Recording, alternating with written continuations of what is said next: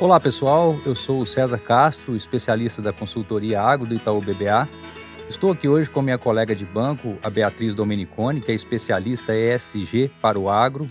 E nós temos o grande prazer de receber aqui para essa prosa do 11º Prosa Agro com convidados, o Daniel Vargas.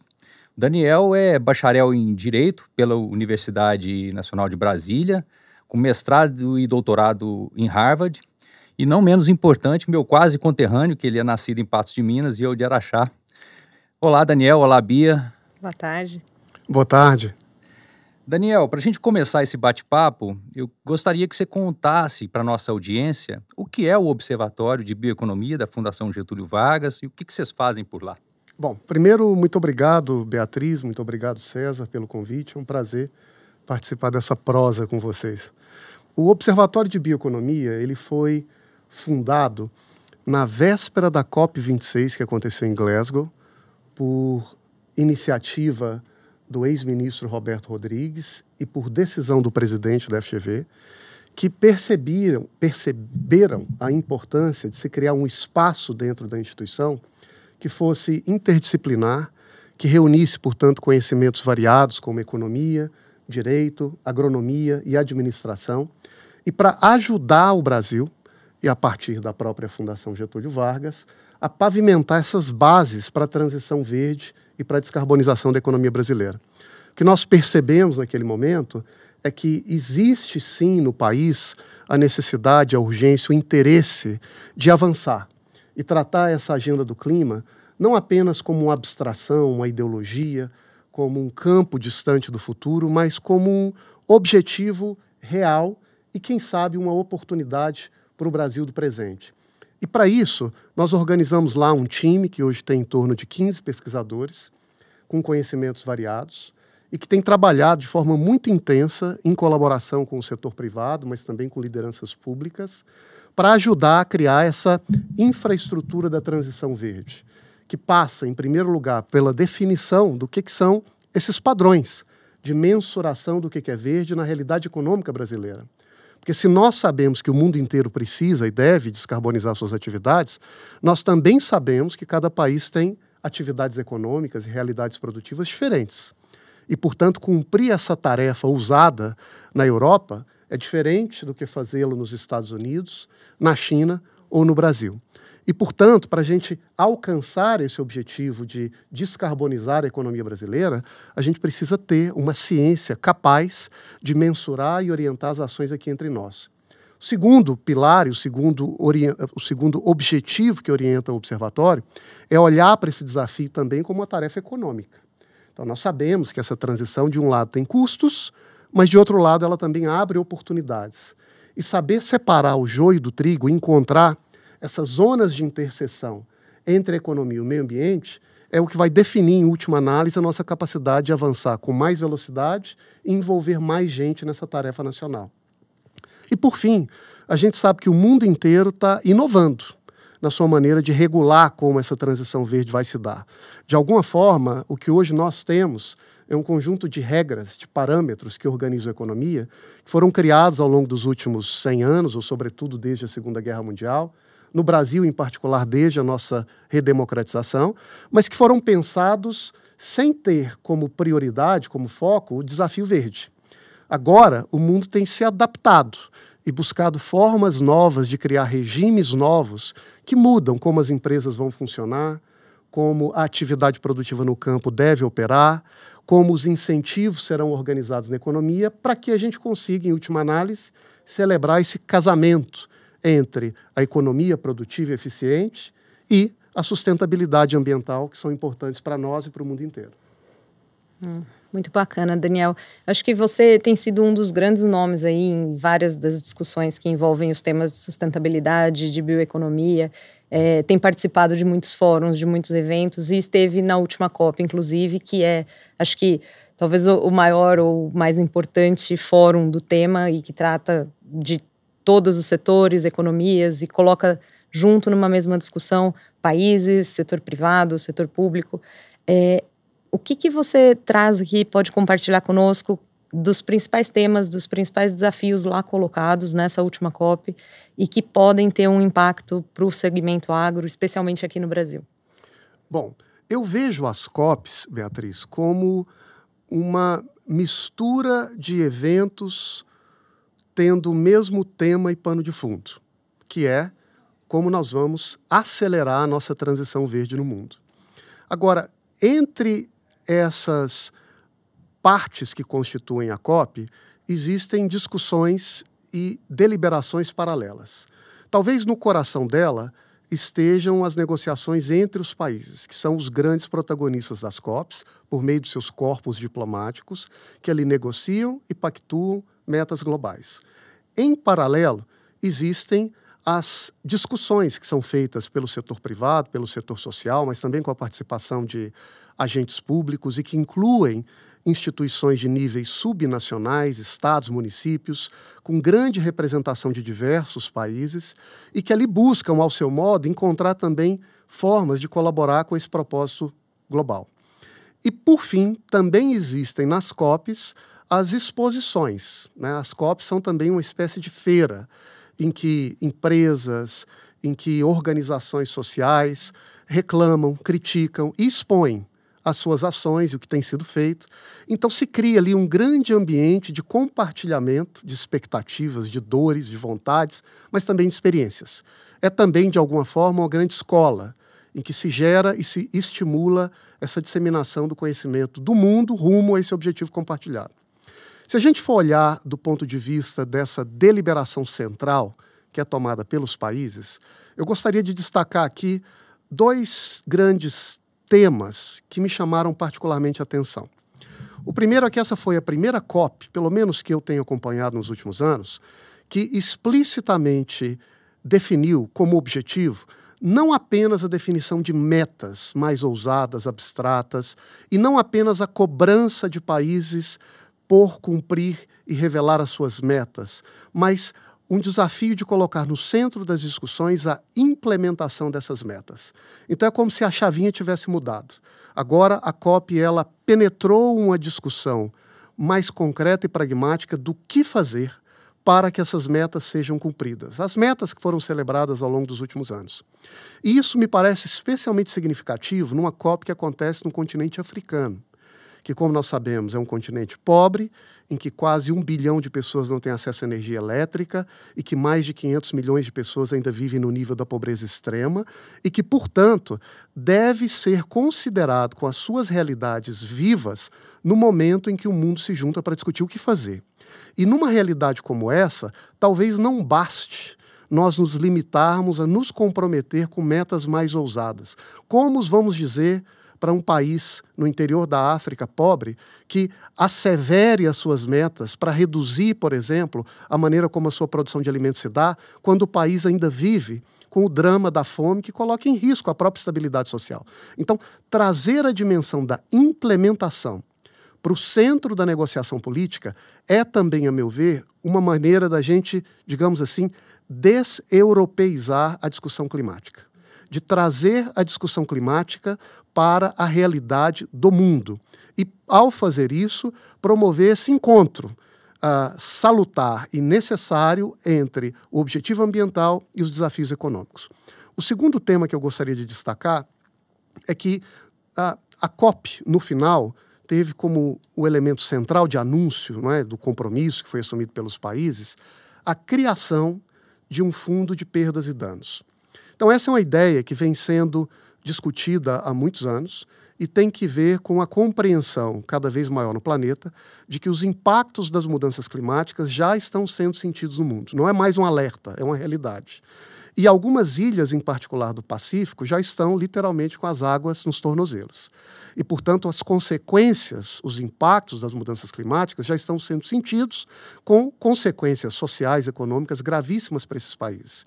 Então, a discussão de se criar um fundo de perdas e danos é de tentar construir uma saída para remediar, para apoiar essas vítimas, digamos assim, dessa dinâmica de mudanças climáticas, a começar por essas ilhas no Pacífico que estão numa situação mais gravosa. Agora, qual é o drama que me parece dessa desse consenso que, digamos assim, foi atingido na COP, é que ele ainda é muito tênue e superficial. Porque o que se concordou é que é importante criar um fundo de perdas e danos. Mas quando a gente penetra a discussão e nos perguntamos, mas quem vai pagar? Quanto? Que instituição gerirá esses recursos? Como vai ser a governança e disso? Quem pode receber esse dinheiro? Com que condições para pleiteá-lo? Qualquer país vítima de um tornado ou de uma grande tormenta é um legítimo ator para pleitear esses recursos? Todas essas discussões continuam em aberto. Então, a meu ver, foi uma COP que sinalizou um compromisso com essa preocupação, porém, ainda é um tema que precisa ser, em grande medida, amadurecido para que se chegue a uma governança, para usar a sua expressão, que seja minimamente efetiva, não é? Para que isso saia do papel. É um avanço, de algum modo, mas me parece que muito tímido, dada a realidade que a gente vive. E você acha que essa próxima COP, ela promete trazer mais respostas ou complementar as perguntas dessa última COP? Eu acho que na última COP houve uma frustração que pode ser superada ou atenuada na próxima COP, que é justamente a discussão do tal chamado mercado de carbono. Então, a COP 26, que aconteceu em Glasgow no ano anterior, ela conseguiu chegar a um consenso geral de quais deveriam ser essas diretrizes do chamado mercado global de carbono, que dá um passo para precificar serviços ambientais, em particular esse serviço de emissões de carbono, fazendo com que a economia possa ter incentivos e estímulos para orientar suas atividades produtivas para atividades que emitam menos carbono. Se esperava, na COP que aconteceu no Egito, a COP 27, que a estrutura desse mercado fosse regulamentada, ou que, pelo menos, alguns passos fossem dados para adaptar as metodologias segundo as quais os países e as empresas podem reconhecer o seu crédito e também definir em que condições esse mercado deve funcionar. Nada disso avançou. Simplesmente, os grupos responsáveis pelas negociações, eles parece que não conseguiram avançar de forma prática e efetiva em definir quais são esses elementos da governança do mercado global de carbono e, na prática, tudo isso ficou adiado para a próxima COP, que vai acontecer esse ano. Num país onde o petróleo fala bem alto. Em um país, vai acontecer em Dubai, em que, nos Emirados Árabes e com a sede em Dubai, em que a economia ela ainda gira de uma maneira muito dependente do petróleo e, portanto, vamos ver de que forma esse mercado de carbono de fato avançará na sua regulamentação e se o mundo de fato está disposto e comprometido a pegar pesado, digamos assim, para acelerar a transição, em particular, do que são as principais fontes de emissão de gases de efeito estufa, que é a queima de fósseis. Nada. Daniel, um tema que sempre nos chega para a gente, né, como algo bem relevante, emissões de metano pela pecuária. Sempre que se fala nesse assunto, pensa no boi como um emissor de um gás altamente potente, o que é uma verdade, mas muitas vezes não é considerado o balanço de carbono desse sistema, né, que o pasto captura o carbono da atmosfera no processo de fotossíntese, de modo que precisa haver um saldo. E nós sabemos que pastagens bem cuidadas, que não são degradadas, elas são um importante agente de sequestro desse carbono. Será possível, na sua opinião, inserir a pecuária, né, nessa discussão para que ela faça parte de uma solução para nosso enfrentamento das mudanças climáticas? Eu acho essa uma das questões mais incompreendidas, sensíveis e importantes para a gente estruturar os caminhos para uma transição verde que seja includente e justa no mundo. Me deixe dar um passo atrás, César, para tocar num ponto que você colocou que me parece central. Nós compreendemos com cada vez mais clareza que o aquecimento global ele é causado não apenas pelo CO2, que é o gás que tem a maior presença de emissões no planeta, mas, em particular, com um papel muito especial pelo metano. E, numa linguagem popular, eu chamo o metano de um gás veloz e furioso, porque ele é um gás que tem vida curta, ele dura de 10 a 12 anos na atmosfera, ao contrário do CO2, que tem um tempo de vida que vai de 100 a 1000 anos, mas ao mesmo tempo ele é um gás com um potencial de geração de calor, de aquecimento, muito maior que o CO2. Se a gente for calcular esse potencial de aquecimento num período de 20 anos, isso pode chegar a 80 vezes o potencial de aquecimento que o CO2 provoca.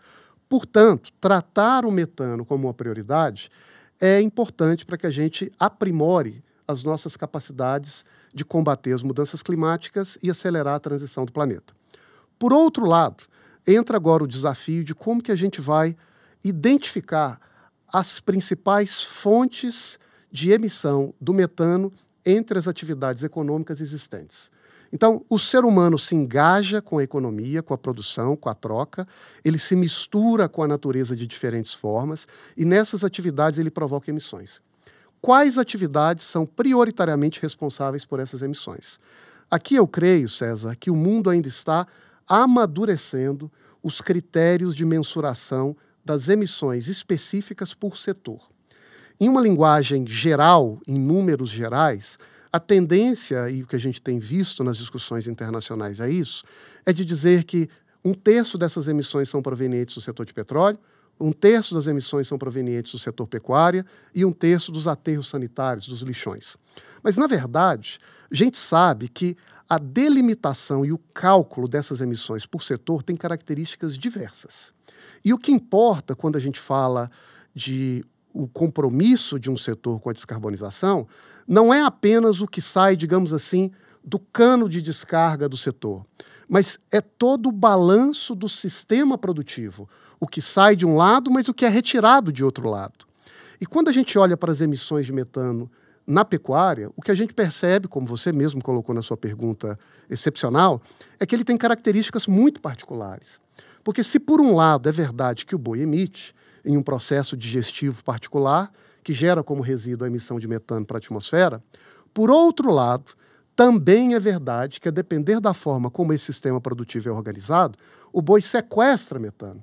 E isso é particularmente verdadeiro na pecuária extensiva, como é a realidade da maior parte da pecuária do mundo, com exceção do que acontece em locais frios, como na Europa, em que o boi passa metade do tempo do ano confinado dentro de um curral e uma placa de ferro ou de metal. Então, na pecuária europeia, o que o boi emite é basicamente o saldo do balanço de emissões do boi. Na pecuária brasileira, o nosso balanço deve ser calculado, por um lado, pelo que o boi emite, mas, por outro lado, pelo que o pasto sequestra. E o que significa que, a depender da forma como esse pasto é gerido, e se nós conseguirmos recuperar áreas degradadas, melhorar o pasto, combinar com plantio de florestas, o saldo desse sistema pode ser neutro ou até negativo. Então, essa primeira particularidade das emissões ou do balanço das emissões do metano na pecuária no mundo tropical ainda é, em grande medida, ignorado pelo mundo. Mas eu acho que tem um segundo problema tão mais grave do que esse, César. Hoje, a métrica fundamental de cálculo das emissões de metano, ela foi elaborada ao longo dos últimos anos, olhando como paradigma o que acontece no setor de petróleo. E no setor de petróleo, funciona do seguinte modo: uma petroleira vai extrair o petróleo do chão, naquele processo o metano, que estava estocado no fundo da terra por milhares ou milhões de anos, vaza, vai para a atmosfera. Daí a 10 ou 12 anos, essa molécula de metano se degrada e vira CO2, entre outros resíduos, e fica na atmosfera por mais 100 ou 1000 anos. No caso da emissão de metano na pecuária, o chamado biometano, a lógica do ciclo de emissões é diferente. Porque o boi, na verdade, ele é um filtro que filtra, por assim dizer, gases que estavam na atmosfera antes. Ele não é uma fábrica de uma molécula nova. Ele, na verdade, consome o CO2 capturado pela fotossíntese da planta que estava na atmosfera. No seu processo digestivo, ele elimina esse metano, que daí a 10 ou 12 anos voltará a ser a mesma molécula de CO2 que estava na atmosfera antes.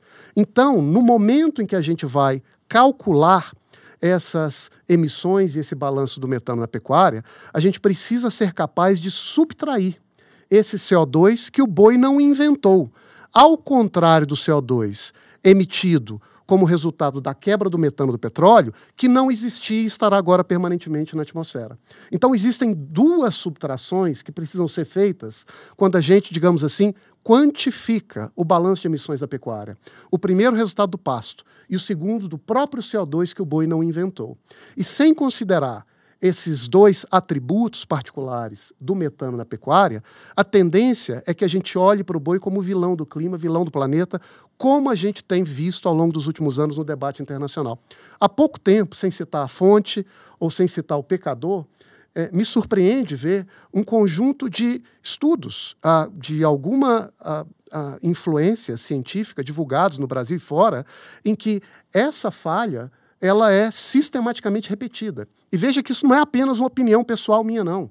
Isso aí é o resultado de um conjunto de estudos publicados de alto nível, e, aliás, César, se me permite, reconhecido pelo próprio IPCC, que na página 137 do relatório divulgado no ano passado diz que a métrica atual de cálculo do metano, ela sobreestima as emissões da pecuária em até 4 vezes. É como se a gente estivesse colocando 4 vezes a culpa num setor por algo que ele não fez. E aqui é importante sempre deixar muito claro, quando a gente trata desse assunto, que o que a gente quer não é favor e não é exceção. A gente quer um tratamento objetivamente rigoroso e politicamente justo. Do contrário, nós acabamos criando um cenário de 2 pesos, de 2 medidas, de favores escondidos por trás de uma bandeira científica, que acaba contaminando as discussões e prejudicando o objetivo de todo mundo de avançar uma agenda verde sustentável. Daniel, eu vou até inverter um pouco a sequência aqui da pergunta, porque agora você tocou nesse ponto de 2 pesos, 2 medidas, e eu pensei num outro tópico interessante, recentemente, inclusive, debatido num dos conteúdos que você escreveu, e fala sobre a responsabilização das emissões. É um ponto que você toca sobre a responsabilidade pelas emissões, e comparando 2 setores, né? O setor de petróleo e o setor da produção de alimentos, e quem é o responsável pelas emissões de cada um dos setores, né? Então, olhando para o petróleo, o responsável, né, é quem consome, é onde esse petróleo vai ser consumido, e no caso da produção de alimentos, é quem produz o alimento, é que é onerado pela responsabilidade das emissões. Eu queria que você comentasse um pouco sobre essas 2 formas de contabilizar, claro, e o quão justo ou injusto isso se torna nesse cenário. Claro. Eu vou até tomar a liberdade de explicar um pouco o contexto de fundo, porque aí a gente entende onde essas tensões acontecem, o porquê elas acontecem, de uma maneira ainda tão presente e disseminada em vários setores e também na própria contabilidade dos países. Eu acho que a questão de fundo é a seguinte. Até 2015, basicamente um conjunto muito estrito de países ricos eram os responsáveis por adotar os esforços, as medidas para realizar a descarbonização das suas economias.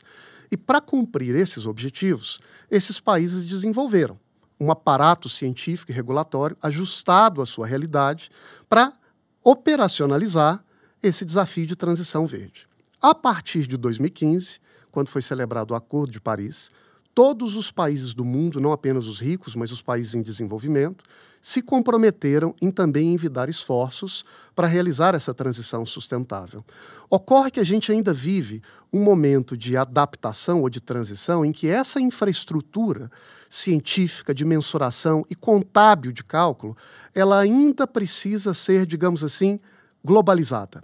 Ela ainda funciona com parâmetros e com perfis ajustados à realidade da economia desses países ricos. E quando a gente pega esses padrões e os leva para medir, calcular e orientar o que acontece em outros países, várias dessas tensões, desses efeitos indesejados começam a se tornar aparentes e também consequenciais. E aqui eu entro no seu tema em particular. Veja que o Acordo de Paris, ele indica que os países devem, a cada 2 anos, submeter à ONU, a UNFCCC, esse braço climático da ONU, a sua contabilidade nacional de emissões, o seu inventário. E ali no seu inventário, os países especificam exatamente o que eles emitem por setor e por atividade. E o próprio IPCC, que é o braço científico da ONU, ele estabelece os critérios que devem orientar a elaboração desses inventários nacionais. E hoje, nos critérios indicados pelo IPCC, a sistemática estabelecida para o setor de petróleo, como você indicou, diz que o país que deve contabilizar as emissões do petróleo não é aquele país que produziu o petróleo, mas o país que o consumiu. Então, a emissão supostamente acontece no momento em que o petróleo é consumido. Então, vamos pensar um exemplo. A Noruega retira o petróleo do chão, vende para a Itália. A Itália utiliza o combustível no seu transporte público. A Itália é responsável por contabilizar as emissões resultantes do petróleo que ela consumiu. No caso da produção e do consumo de alimentos, o critério indicado para essa contabilização é diferente. Se o Brasil produz o alimento e vende para alimentar, vamos dizer, 1 bilhão de pessoas no mundo, quem deve colocar no seu inventário a contabilização das emissões do carbono do alimento não é o país que consumiu, mas o país que produziu. É o próprio Brasil. E quando a gente junta esses dois cenários, o que a gente percebe é que existem aqui pesos diferentes no tratamento de duas formas de energia, mas que não deixam de ser energia, para alimentar máquinas ou para alimentar corpos humanos e sociedades. Se um país produz petróleo e vende para o exterior, ele é green. Não importa o quanto a Noruega tira do fundo do mar, desde que ela passe a conta para o país que vai consumi-lo. De outro lado, nós, em um momento em que o mundo tem uma imensa preocupação com a segurança alimentar e que tem atividades produtivas que são relativamente sustentáveis, quando nós plantamos um alimento para alimentar o planeta, já estamos sendo uma ameaça ao clima. Veja que aqui o debate é como nós devemos rigorosamente e de forma justa tratar as emissões e distribuir o ônus por elas entre os países e um mundo integrado. Se nós queremos, como eu creio que devemos, combater as emissões resultantes da queima de fósseis, que historicamente são as principais responsáveis pelo aquecimento global, faz sentido um critério de contabilização e de responsabilidade em que a gente simplesmente libera um país desde que ele mande esse petróleo para outro? Por sua vez, em um momento em que o mundo ainda luta para superar a fome e combater a insegurança alimentar, faz sentido a gente presumir uma espécie de culpa de um país porque produziu alimento para alimentar pessoas? Olha, me parece que esse é um dos temas mais importantes e mais decisivos em uma geopolítica internacional de discussão do clima, se essa discussão de fato quiser abraçar e integrar os interesses e a realidade de boa parte do mundo que ainda depende da produção de alimentos como a sua principal fonte econômica e que é, né, a gente não pode deixar de negar, uma matriz absolutamente necessária para que as pessoas parem de pé. Não é? Do contrário, a gente acaba criando esses pesos diferenciados que eu acho que não são nem de longe justos para orientar a relação que as economias e os países diversos vão ter com o clima no nosso futuro. E aqui ainda sem nem fazer juízo de valor, né? Se uma das regras está mais correta do que a outra, mas que se adote pelo menos uma única, né? Algo que seja mais equilibrado. Né? Eu acho que a decisão, eu acho que o critério que hoje vale é o pior dos critérios possíveis. A gente poderia adotar como critério que petróleo e alimento responderão no momento da produção, que ambos responderão no momento do consumo, ou, o que me pareceria em particular talvez mais justo, que o alimento seja contabilizado no momento do consumo e o petróleo no momento da produção, porque no momento que você tirou o petróleo do chão, o resto é, na verdade, um conjunto de atribuições de culpas, porque o problema já foi causado.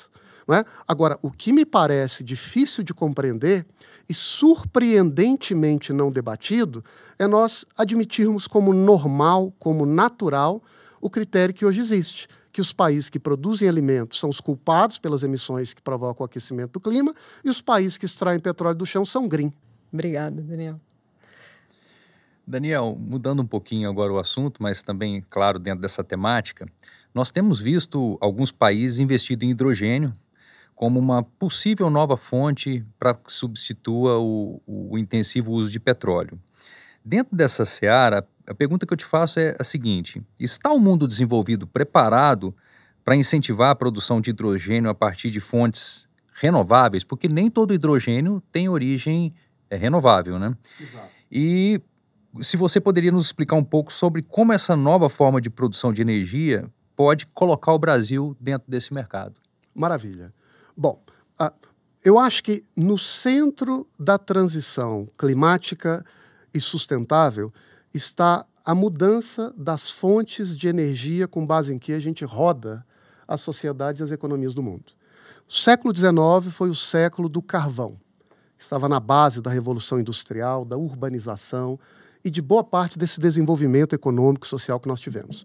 No século XX, a energia que, digamos assim, deu um novo impulso no desenvolvimento do planeta foi o petróleo, que permitiu o desenvolvimento do setor de transportes dentro dos países, mas também a integração global e o comércio internacional movido pelas navegações. No século XXI, nós estamos agora à busca de um novo protagonista para orientar esse novo salto, esse novo boom de desenvolvimento que o mundo espera e precisa. E entre os candidatos a ocupar esse papel central, o hidrogênio talvez seja hoje o favorito a liderar essa aposta e esse caminho do futuro.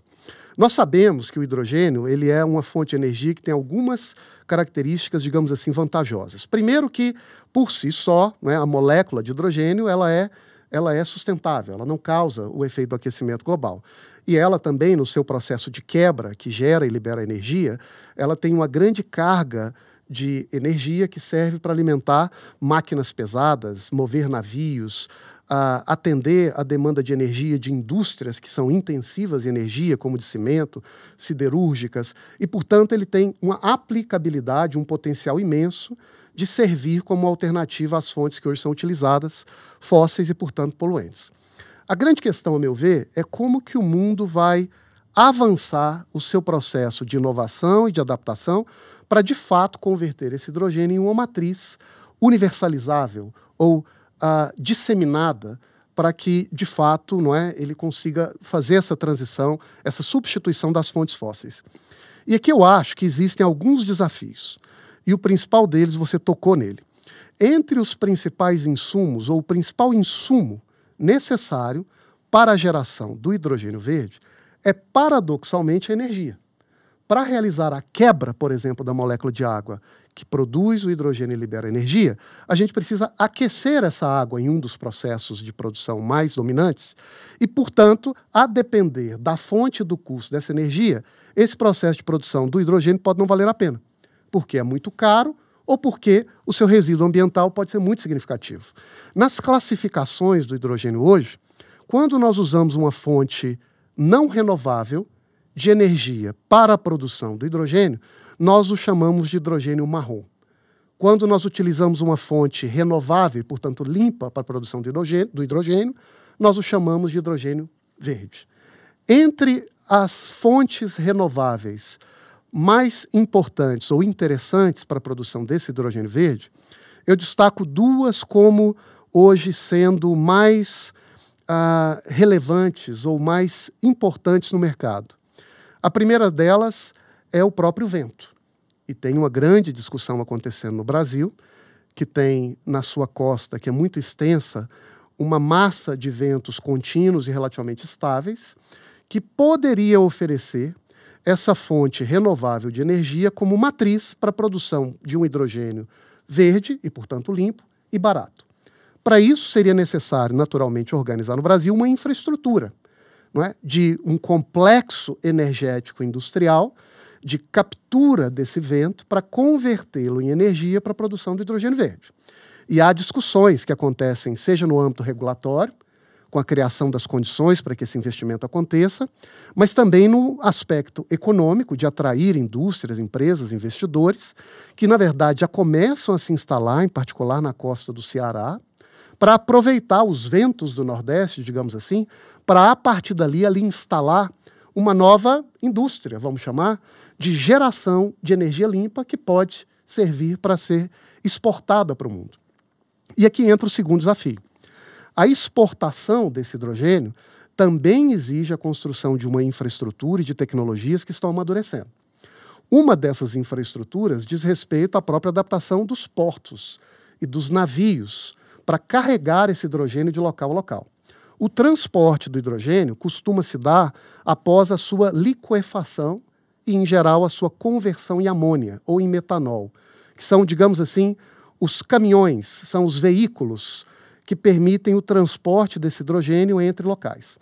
E hoje há grandes investimentos e há iniciativas de expandir tanto essa adaptação de navios como de portos para que esse hidrogênio produzido possa circular no comércio internacional e atender a demanda de países que veem essa fonte como um potencial muito realista, de curto e de médio prazo. E o terceiro desafio diz respeito à própria adaptação da indústria e da economia para rodar a base de hidrogênio. E aqui também há avanços que merecem ser compreendidos. Alguns deles já acontecem sob a liderança e o impulso dessas indústrias que são altamente intensivas em energia, em particular de cimento e das siderúrgicas, que já buscam formas de se adaptar, criar, digamos assim, uma estrutura flex que lhes permita, em parte, absorver o hidrogênio para aquecer suas caldeiras ou para rodar suas atividades. Há também inovações muito significativas no setor de transportes. A Hyundai já tem desenvolvimento há alguns anos de motores que são utilizados em tratores ou em caminhões e que são hoje comercializados, inclusive, pela New Holland, que vivem ou que circulam, que funcionam em uma tecnologia, digamos assim, flex, que em parte usam fontes não renováveis, mas que em parte já conseguem absorver o hidrogênio. Agora, tudo isso é um processo que envolve a nossa adaptação no processo de geração e produção do hidrogênio, na infraestrutura de transporte e de armazenamento do hidrogênio e das próprias máquinas que hoje estão presentes na nossa economia para girarem a base de hidrogênio. E, por fim, tudo isso, em última análise, vai depender naturalmente do preço. Hoje, nas experiências no mercado internacional, o quilo do hidrogênio verde costuma sair por em torno de $7. E nós já percebemos alguns experimentos e inovações que prometem baratear significativamente esse valor, inclusive utilizando como uma das fontes possíveis para a geração desse hidrogênio os resíduos da cana.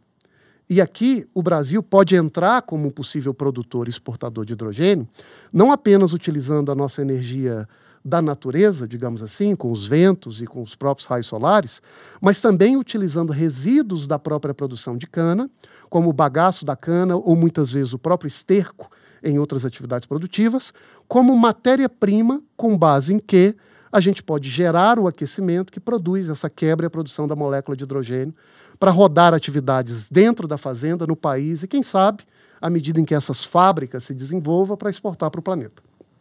Isso é fantástico, porque o Brasil também tem muita biomassa, né? Temos vento, temos sol. Os países europeus já estão investindo também bastante, né, em painéis solares e ventos também, mas nós temos mais biomassa, né? Então, o Brasil pode se inserir muito bem nesse mercado, caso caminhe, né, para esse rumo. Eu acho que já está caminhando, César. Se a gente for olhar o que tem acontecido na Ásia, por exemplo, no Japão, na Coreia do Sul e na Malásia, que são países que não têm muito por onde correr e que estão à busca de quase que desesperada de uma fonte alternativa, a aposta de Estado que está sendo feita por esses países para a busca de uma fonte alternativa já é o hidrogênio. O Japão tem anunciado que quer se tornar a primeira sociedade do hidrogênio. Já existem estratégias nacionais de adaptação da indústria e da economia na Coreia do Sul, na Malásia, para utilizar o hidrogênio como a fonte da energia do futuro. E vários outros países daquela própria região já estão se posicionando para serem um fornecedor de hidrogênio para atender esses países, a começar pela Austrália, mas também a Nova Zelândia. E esse comércio já está acontecendo entre esses países, sobretudo no Oriente, mas agora, nos próximos anos, eu acho que não demorará para nós percebermos como isso também avançará a passos largos do lado de cá do planeta, digamos assim. Há, inclusive, um interesse muito direto dos Estados Unidos em se tornar um dos protagonistas na geração desse hidrogênio verde. Inclusive, a lei que foi aprovada recentemente pelo país, chamada de Anti-Inflationary Act, que na verdade é um Green New Deal, que tem por objetivo criar um conjunto de subsídios e de estímulos para a geração de fontes de energia alternativas, está hoje sendo percebido e captado por investidores e por empresas que estão entrando de cabeça na produção de novas fontes de energia, a começar por essa tecnologia da geração do hidrogênio verde. E olhando para isso, a Europa, mais uma vez, se preocupa e de alguma maneira se ressente, porque no passado a Europa foi o continente que de alguma maneira liderou a criação da energia eólica e solar e perdeu esse mercado para a China, onde hoje estão localizadas praticamente 100% das fábricas que produzem os painéis, por exemplo, de energia solar. Então, a grande preocupação que acontece no Ocidente e que impulsiona o Ocidente a acelerar a construção dessa infraestrutura da tecnologia e a operacionalização do hidrogênio verde é de não perder essa competição internacional e todos os efeitos geopolíticos que esse protagonismo pode dar para um ou para outro país, como já aconteceu no passado. Então, o fato do Oriente já estar avançando e comercializando, inclusive, o hidrogênio, e o fato de ter essa preocupação com a chamada reindustrialização, que passa pela mudança da fonte e dos complexos produtivos de energia, eu acho que só indicam como o hidrogênio verde ele é, de fato, um favorito a ocupar o papel de energia central do século XXI. Muito bacana. Muito bacana, Daniel. Eu acho que o agro, como um todo, assim, ele coloca o Brasil numa posição muito bacana de oportunidade, né, para essa economia, para a bioeconomia, para a economia do futuro, tanto do ponto de vista de segurança alimentar, de ter um potencial, de fato, de garantir essa segurança alimentar, de seguir tendo um potencial crescente de produção, de produtividade, como na questão da conservação, né? Então, eu acho que minha pergunta agora vai um pouco nesse aspecto da conservação e do nosso desafio de conseguir calcular ou capturar através dos cálculos de descarbonização, de intensidade de emissões, no caso dos setores, como que a gente conseguiria capturar o efeito do cumprimento do Código Florestal, pensando aqui na realidade do produtor rural do Brasil, na aplicação do Código Florestal, né? A gente sabe que ainda existem vários desafios com relação a algumas áreas ainda a serem recuperadas, enfim. Mas tendo o pleno cumprimento do Código Florestal, pensando numa propriedade rural, num sistema de produção, e pensando na intensidade de emissões desse sistema de produção, hoje eu tenho a impressão de que o Código Florestal, a contribuição de preservação, ela não é considerada. Você vê alguma oportunidade nisso, no médio e no longo prazo, de que a gente consiga inserir esse efeito, que é um dos grandes potenciais do Brasil, nesse cenário de descarbonização? Eu vejo, Beatriz, e eu acho que, outra vez, esse ponto ele é decisivo. Quando a gente busca, não é, adaptar a economia para que ela se torne mais sustentável, a gente mira os sistemas produtivos. E como você mesma disse, a gente quer que esses sistemas produtivos sejam mais eficientes no uso e no consumo da energia. E, portanto, que eles sejam menos intensivos em emissões, e, em particular, na carga de carbono que eles carregam. E para a gente fazer esse cálculo, essa análise, a gente faz um olhar detalhado e geral do sistema produtivo, para ver, digamos assim, quais são os seus passivos, onde o sistema produtivo emite e, portanto, ele impacta o meio ambiente e o clima, mas também a gente olha os seus ativos, onde determinados sistemas produtivos são capazes de sequestrar carbono da atmosfera ou de não emitir e, portanto, considerando esses ativos, comparados com os passivos, a gente chega num balanço e num resultado para apreciar como alguns sistemas são mais eficientes, mais sustentáveis do que outros. Quando a gente olha para o sistema produtivo no campo, hoje, no Brasil, em comparação com o que acontece fora, nós sabemos que a realidade produtiva do Brasil e do produtor brasileiro tem, entre as suas características centrais, o fato do produtor brasileiro ser um estocador de carbono. Então, nós temos no ativo do produtor brasileiro pelo menos 20% de área preservada de floresta como exigência da reserva legal, sem falar nas áreas preservadas pela exigência das APPs, as áreas de preservação permanente. O grande problema, me parece, é que quando a gente faz essa análise do balanço hoje, a gente não computa, não é, esse mérito ou esse ativo quando vamos apreciar qual é a intensidade de carbono da produção brasileira. Mas veja que o produto brasileiro que sai daqui e vai, por exemplo, para a Europa ou para os Estados Unidos, ele carrega consigo pelo menos 20% de floresta embutida, ou 20% de biodiversidade embutida.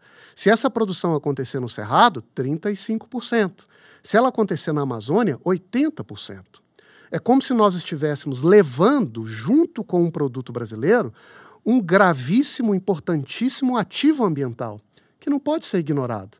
Do contrário, a gente acaba criando nessa relação externa uma situação em que pode ser mais interessante para um país não ter reserva legal ou não ter APP na hora de fazer a sua produção e de ter o seu sistema produtivo avaliado. Não é isso que nós queremos. Então, o Brasil, historicamente, tem batido nessa tecla e a gente tem visto os produtores, ao longo de vários anos, chamando a atenção, a meu ver, corretamente, para essa característica central da produção brasileira, que faz com que o nosso sistema produtivo, não que ele seja perfeito, não que ele não tenha defeitos, não que ele não possa melhorar, mas que ele já tem méritos que não podem ser ignorados ou marginalizados. E por que isso é tão importante? Porque quando a gente vai agora examinar qual é o mérito e, portanto, qual é o crédito que uma determinada produção ou uma determinada atividade deve ter na medida em que ela contribui para o planeta de maneira adicional, e é o termo que se usa, adicionalidade, se nós não considerarmos esse estoque, esses ativos, a gente pode criar uma situação de injustiça e talvez até de banalização da maneira como entendemos essa dinâmica internacional de descarbonização da economia. E aqui, para explicar o que eu quero dizer com isso, eu vou utilizar um outro exemplo, que não diz respeito necessariamente à reserva legal ou à APP, para depois voltar a esse tema apenas para tornar o contraste mais explícito. Nós sabemos que agora o mundo está muito preocupado com a preservação da biodiversidade. Além da preocupação do clima, a garantia da riqueza, da biodiversidade das florestas. E nessas negociações internacionais, existe também ali uma tendência de mimificar a estrutura de governança utilizada para analisar a gestão do uso da terra no clima, para tratar como nós vamos organizar, proteger e gerir a biodiversidade dos planetas. E uma das discussões que tem avançado muito é como nós vamos premiar uma determinada instituição ou um país que dá uma contribuição para o ganho de biodiversidade, para a adicionalidade da biodiversidade.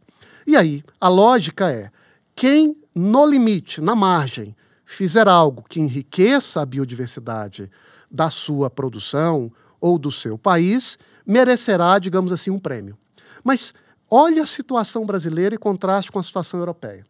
O país tem hoje, o Brasil, 60% da sua área preservada. Nós temos a Amazônia e a maior floresta tropical e, portanto, a maior biodiversidade do planeta. Segundo alguns, 30% da biodiversidade do planeta está na Amazônia. E nada disso, por ser estoque, vale. O que vale é o que se faz na margem. Significa que nós vamos criar agora uma espécie de mercado de biodiversidade global, em que um país que devastou toda a sua floresta, acabou com seus recursos naturais e, portanto, não tem mais estoque, eliminou a sua biodiversidade. Se agora cultivar e criar biodiversidade vai ganhar por isso, e o Brasil, que tem uma massa de biodiversidade e riqueza planetária, não ganhará por isso, e ao contrário, se por alguma razão perder uma parte dessa biodiversidade, vai ter que pagar para outro? Não faz o menor sentido. Traz agora essa referência para a gente, de novo, olhar a situação da análise do clima e do carbono. Do mesmo modo, o ativo ambiental que nós temos, e boa parte dele nós sabemos que está sob a responsabilidade e a proteção do produtor privado, também precisa ser considerado no momento em que a gente compara os ônus e também os bônus dessa ação tomada por países, por empresas, por produtores, rumo à descarbonização.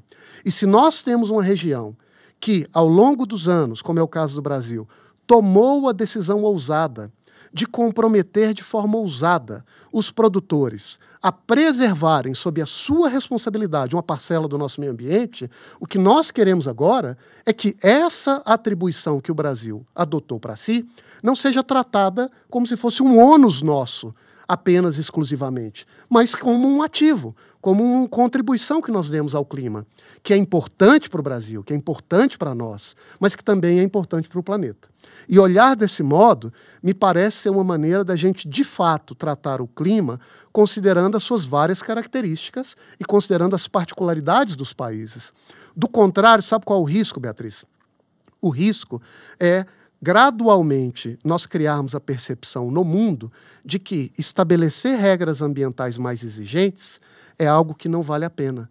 Porque se a sua regra é mais leniente, se a sua régua é mais baixo, você tem mais condições de ganhar por isso. Agora, alguém que desmatou tudo no passado, planta um pouquinho e vai receber dinheiro. E eu, que tenho uma propriedade rural na Amazônia, em que 80% é reserva legal, não ganho nada. Vale a pena ter um código florestal dessa natureza? Ou vale a pena, num comércio internacional, simplesmente nivelar as regras do meio ambiente por baixo? Óbvio que ninguém quer que isso aconteça, óbvio que isso não vai acontecer, e é por isso mesmo que a solução de mercado e de organização dessas trocas deve partir do pressuposto de que o ativo vale, de que o estoque é importante, e não um ônus de quem no passado decidiu ser mais justo e contribuir mais com o meio ambiente. Sem dúvida. É uma aula, né, César? Acho que poderia continuar fazendo uma série de perguntas aqui, não sei se posso talvez fechar com a última, que eu não poderia deixar de fazer, Daniel. Acho que responsável até com essa responsabilidade, né, e com esse desafio de trabalhar as finanças sustentáveis para o agro. Eu gostaria de entender quais são os grandes entraves, no seu ponto de vista, para que, através das finanças sustentáveis, a gente consiga dar uma contribuição para esse cenário de descarbonização no setor agro. Sim. Eu creio, Beatriz, que a gente tem avançado relativamente bem nessa adaptação do sistema financeiro para incorporar esses compromissos e essas preocupações ambientais na estruturação dos seus portfólios e na organização dos seus investimentos. Aliás, eu creio que o setor financeiro é um dos grandes agentes que tem puxado essa agenda da transição verde pelo mundo, e à medida em que o dinheiro, ele, digamos assim, assimila a cor verde, as empresas, os produtores e as demais instituições do mercado, quase que numa sequência, também são convidados a se adaptar. Agora, eu acho que nesse processo de adaptação, naturalmente, existem mudanças que começam pela cultura, da gente aprender a lidar com os recursos e olhando para cenários e para características diferentes da produção. Eu acho que existem adaptações administrativas. Nós sabemos que agora os bancos e o dinheiro que é orientado para o setor de produção de alimentos, ele também está agora buscando critérios para incorporar a dimensão verde, a dimensão tradicional de risco e criar parâmetros que sejam mais robustos ou rigorosos para garantir, de alguma maneira, critérios de confiança para esse investimento ser realizado com tranquilidade pelo setor financeiro. Mas eu creio que existe um gargalo que, a meu ver, talvez seja um dos principais e um dos que ainda o mundo e o Brasil têm avançado relativamente pouco. E eu acho que, ao mesmo tempo, é um gargalo simples e complexo, se me permite, que consiste em definir o que é verde.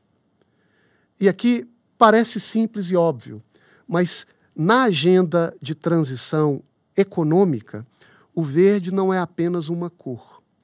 É um critério objetivo de definição no rol de atividades produtivas, quais daquelas são mais sustentáveis.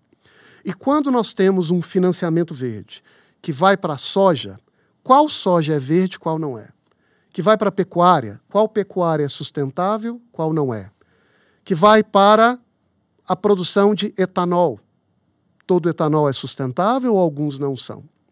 E essa qualificação dos setores para diferenciar e dar clareza no momento da alocação do investimento, me parece hoje ser um dos gargalos que tolhe o avanço mais acelerado do investimento realizado pelos bancos ou por outros agentes produtivos, mas também dos empreendedores na ponta. Me parece que aqui se cria uma dissonância em que a gente olha no macro, e aí tem os números que muitas vezes são exagerados, de que existem algumas centenas de bilhões de recursos verdes disponíveis para o investimento, de que existem alguns trilhões de recursos que podem entrar na economia nos próximos anos. Mas quando a gente penetra as características particulares dos setores, a ponte que vai garantir o acesso a esse recurso é esse qualificativo minimamente seguro do que é verde e do que não é. Do contrário, o problema é que a própria organização do setor financeiro acaba ficando um pouco instável, porque agora os bancos têm que prestar contas para o próprio setor regulatório de como ele realiza os seus investimentos sustentáveis. E, por sua vez, quando se capta um recurso internacional, e o setor financeiro ele não opera sozinho, mas integrado. Os fundos internacionais querem uma prestação de contas, de que aquele recurso que com você eu contratei, de fato, foi investido numa atividade sustentável. E quando regiões do mundo, às vezes, têm percepções diferentes do que é sustentável, essa cacofonia do verde pode acabar criando impasses ou obstruindo que o recurso que chega, que existe em boa medida, de fato, chegue na ponta da linha, no chão da realidade e acelere essa transição. Então, eu acho que investir nesse esclarecimento do que é verde, e isso passa necessariamente pela tropicalização das métricas, metodologias e padrões tropicais de produção. E o Brasil, nesse caso, não pode contar com os padrões internacionais de uma maneira cega, mas precisa ter a inteligência para construir essas referências segundo a sua realidade. Isso me parece ser um dos elementos estratégicos e centrais para dar transparência ao diálogo e, portanto, para dar segurança aos tomadores de decisão nos diversos pontos da cadeia. Excelente. Muito obrigada, Daniel. Eu que agradeço, é uma honra participar da conversa com vocês. Uma aula. Bem, pessoal, chegamos ao final do nosso episódio do Prosa Agro, que tivemos hoje aqui o Daniel Vargas para brilhantar essa conversa conosco. Foi um grande prazer tê-lo aqui, Daniel. Esperamos poder contar com os seus conhecimentos em novas oportunidades no futuro. E fica aqui meu agradecimento também à Bia, que se juntou a nós para fazer essa edição. É isso, pessoal. Um abraço e até a próxima edição. Muito obrigado, um prazer participar da conversa com você, César, com você, Beatriz. Voltamos a falar em breve. Prazer todo nosso. Obrigada.